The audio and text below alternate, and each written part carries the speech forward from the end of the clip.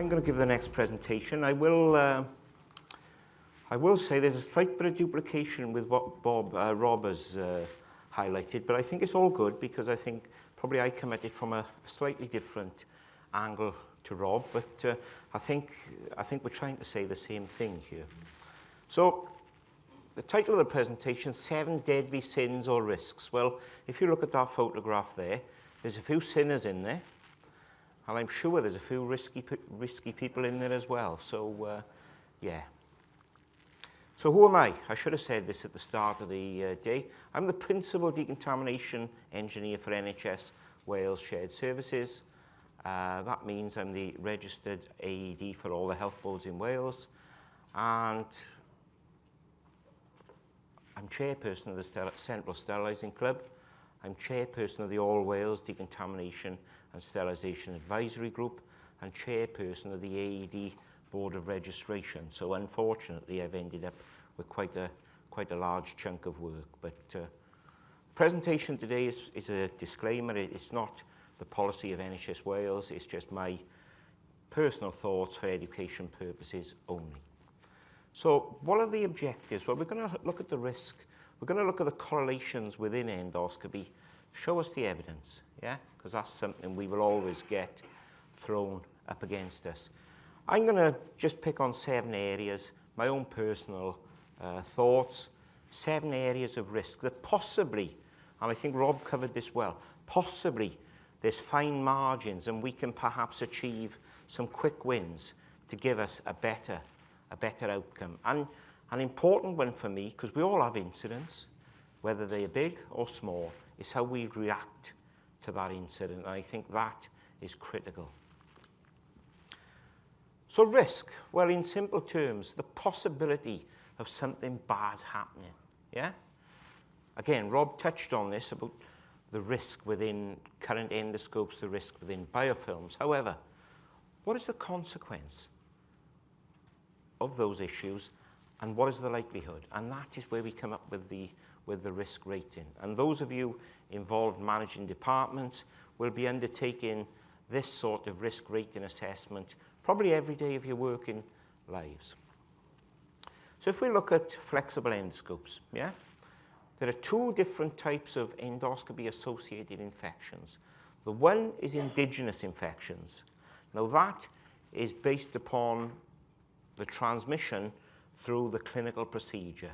So us guys as decontamination professionals have no influence over that. It's something that happens during clinic. Can be down to breaches or punctures of the intestine and other areas, yeah?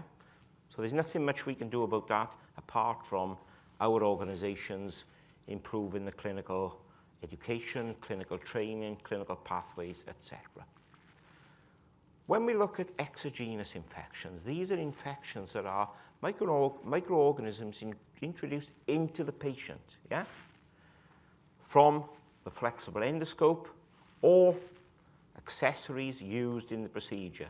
Now that can also contain, it can be a result of inadequate cleaning, improper technique. And everybody agree with that? I think Rob covered that. It can be from contamination of the endoscope and accessories. It can be from the clinical theatre environment, yeah? This is where our ventilation and other things become so important.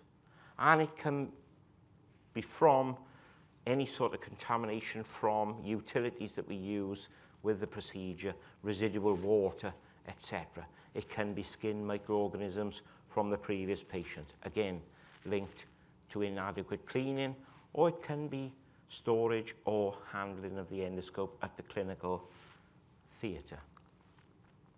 So what's all the fuss? Show me the evidence. We have millions of endoscopy procedures a year. But what do you want as a patient? Yeah?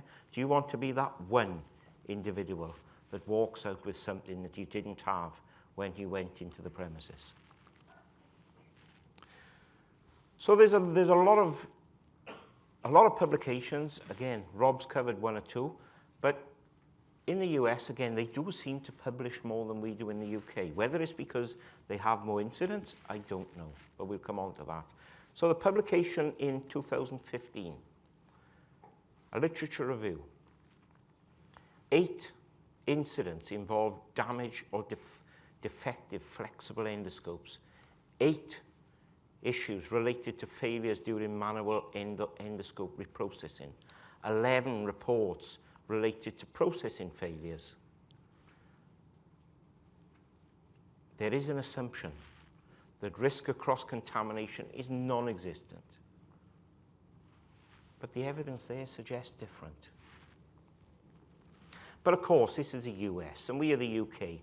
Our standards are better. We stand up in podiums across the world. We are the ultimate when it comes to decontamination of medical devices. Would you agree?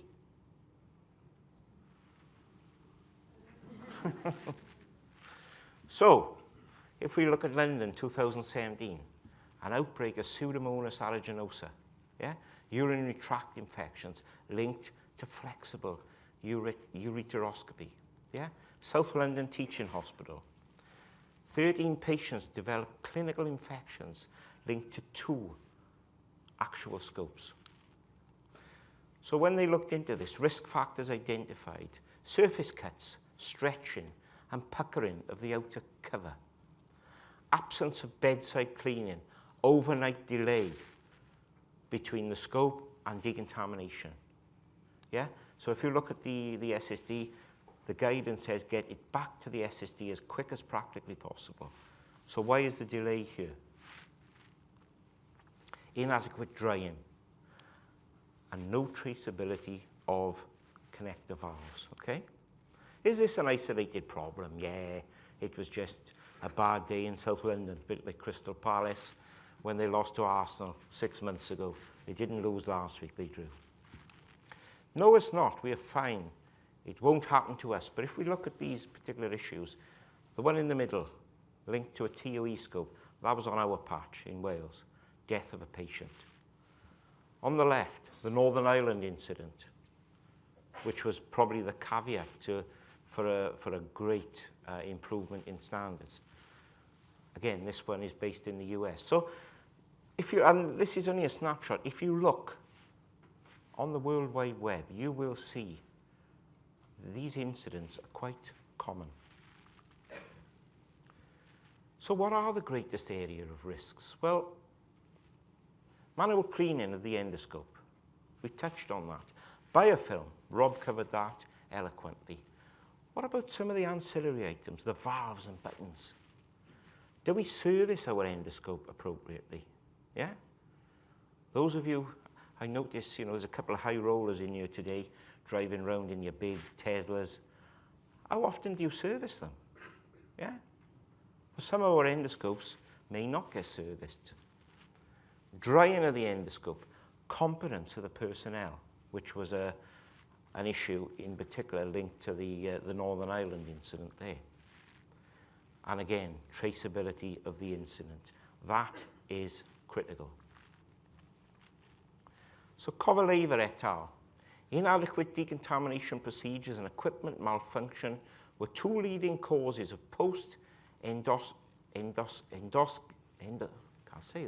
endoscopic infection and contamination. More than 91% of infections could have been prevented if quality control systems were improved. Everybody is saying the same thing, aren't they? So, manual cleaning, the first critical step of the process, yeah? And this includes bedside cleaning. 2011, FDA. The topic of manual cleaning was designated as one of the 7 clarion themes in the call to action to address the heightened patient safety concerns surrounding reprocessing. Manual cleaning. This is 2025. Why are we reliant on such a labor-intensive procedure? And that human factor gives us the huge problem. How long does it take to clean a channel? Does it take to clean a scope? 5 minutes, 15? Yeah? Somebody that's been out on the weekend turns up for work on a Monday morning. are they going to be as diligent as they are on a Friday? Human factors, isn't it? We're all different. I may be very quick. I want to get from there. I might take 2 minutes. Rob may be quite thorough. He may take the 15 minutes. Any slight deviation from recommended protocols can lead to the survival of microorganisms, which then presents the risk of transmission. Sources of errors with manual cleaning, technique, bedside cleaning. Is it efficient? You'll notice there's a lot of different bedside cleaning solutions available. Some of them come in package where you've got a chemical all made up. Now this is a big area for debate because the green agenda may take us away from that because of the plastic wastage. I'm not saying what's right and wrong. However, whichever type of system you use, you need to make sure it's effective, and that's my priority. Brushes. I'll show you a slide of the different performance of brushes next. Are technicians appropriately trained? Anatomy. Do they know the anatomy of the actual scope? When were they trained? 10 years ago? It's got to be routine training. Do we monitor quality control? Do we audit? Or do we just audit ourselves? Yeah? Is that audit independent? Because if we audit ourselves, it's not going to say anything. Are the chemicals that we use for manual cleaning at the correct temperature and the correct concentration? And is there channel damage? This is key. This is key, and this is critical. And this is a big thing with some of these new systems that I feel you need to be aware of. So if you think of these particular examples on the bottom, on the left, we've got before, and on the right, we've got after. So this is a particular brush that was used. So look at the surrogate here. Clean. Residues. Now that was a very basic and a very crude test, but it does show that the performance of brushes can give different outcomes. Biofilm. We touched on biofilm. Yeah? This is a particular biofilm. You can see how it formulates within the scope.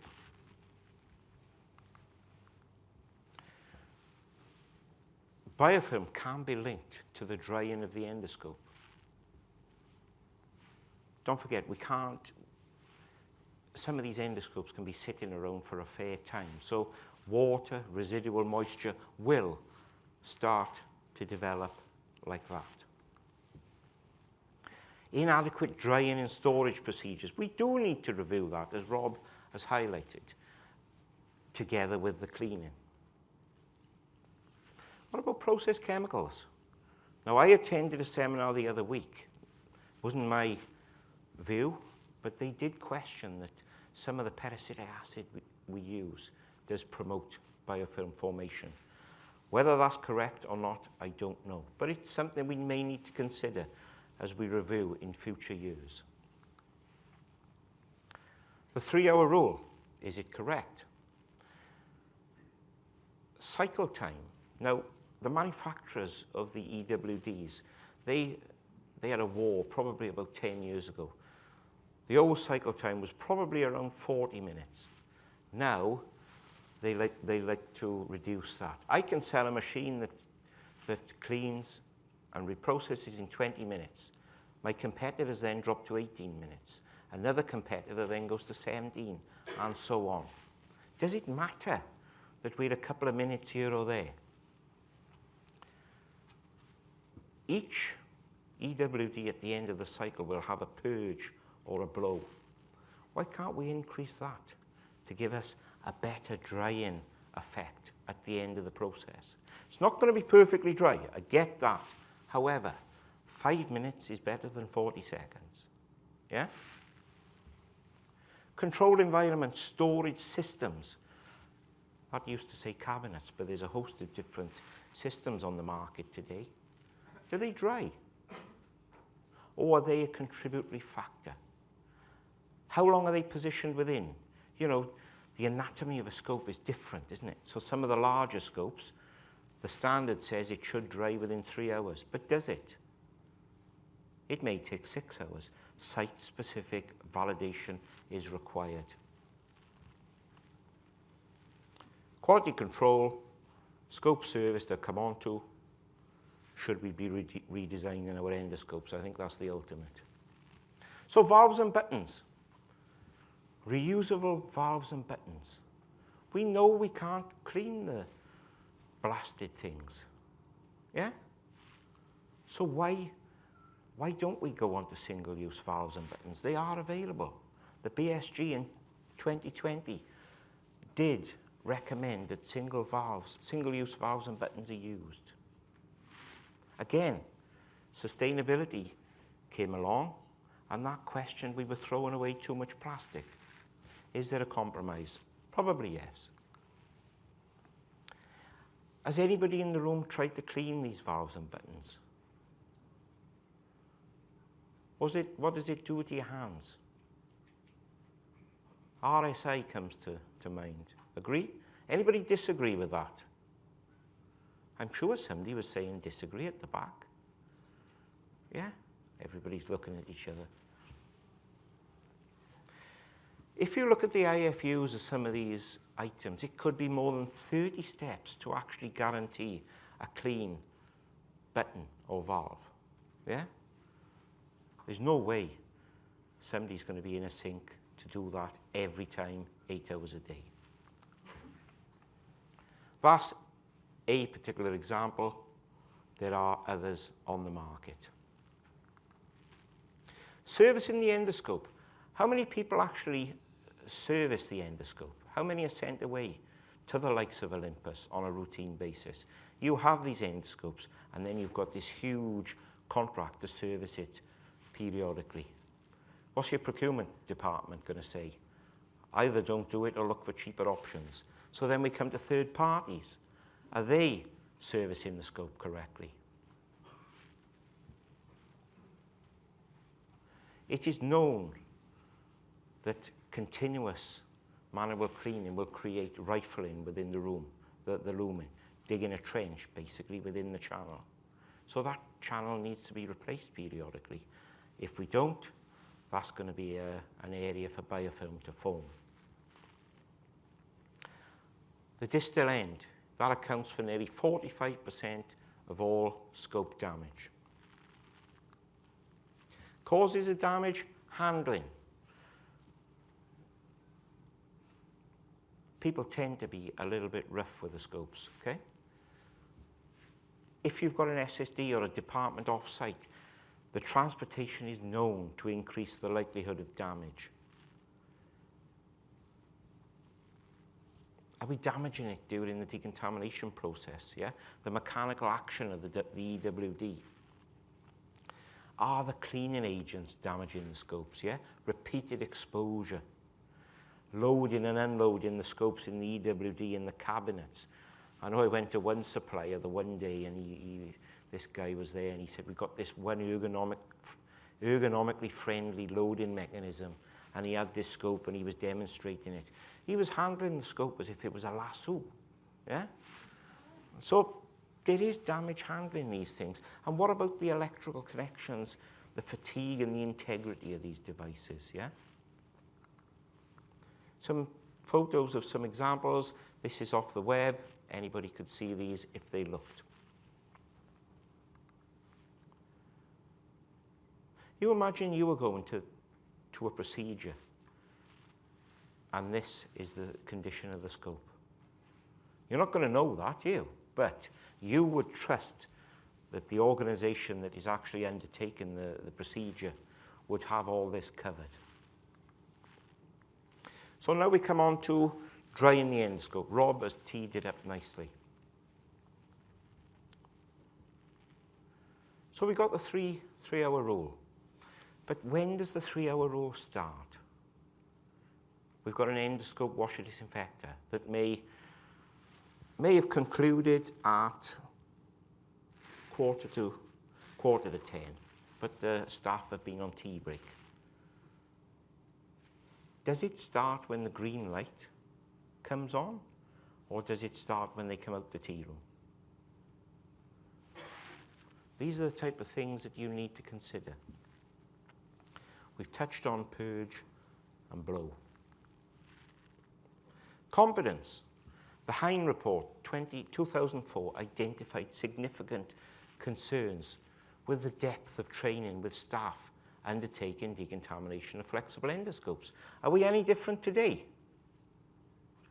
Who sends our staff away on an annual basis for formal training to some of our accredited training providers within the UK?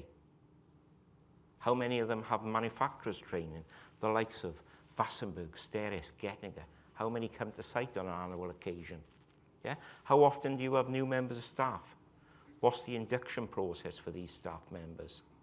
Do they go away for formal training, or do you train yourselves? Train the trainer. Who is the trainer? Yeah? I hate the word train the trainer. Have we got formalized SOPs and work instructions so our staff members can follow?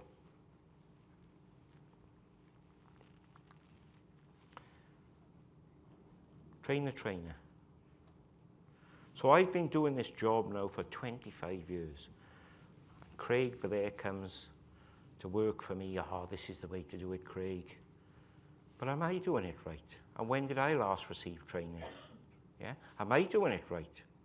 I may have been doing it wrong for the last 15 years because I've had no update training. I don't know who Peter Elliott is, I may have, but insourcing, outsourcing. Yeah? How many of you have in-source staff come in on a weekend to help you with your lists? Yeah? What is their level of training? Are they familiar with your equipment? They may be the best endoscopy technicians in the world, but they may be trained with Getting equipment, and they're working on Wassenberg equipment in your facility. It's a different machine. It's a different controller. Something you need to determine when you do insourcing. What about old Fred, our engineer? Are they competent? When did they last receive training? They may work for a manufacturer, yeah, but are they competent mechanical electrical engineers? Are they appointed to work on your particular site? Something you should ask.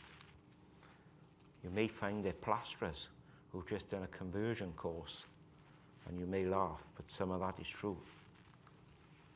Traceability. I think we've all moved forward. Now we've got traceability systems, and they're probably a lot better than they were. It will help you when you're confronted with an accusation. However, going back to the previous, if we've got traceability systems, we have to audit, we have to make sure we are recording all the information. That's when Wales could play rugby. We actually tackled. We give ourselves a defence. Yeah? That's what we need to do as healthcare providers. The food industry is probably the greatest example of traceability. Why can't we follow? So, just coming to the end now. If we do have any issues, we need to make sure that we are confident that we escalate correctly. Don't leave it on your desk, because if you leave it on your desk, you're going to see that guy on the bottom left. Yeah? You are going to be the one in court because it hasn't left your desk. So you need to escalate through the relevant groups in your organization. Be transparent. Involve all the key stakeholders. Your decon lead. Why not involve your AED? They are there to help you out. They are the help. They are there to prevent you meeting that guy on the left. Develop an action plan.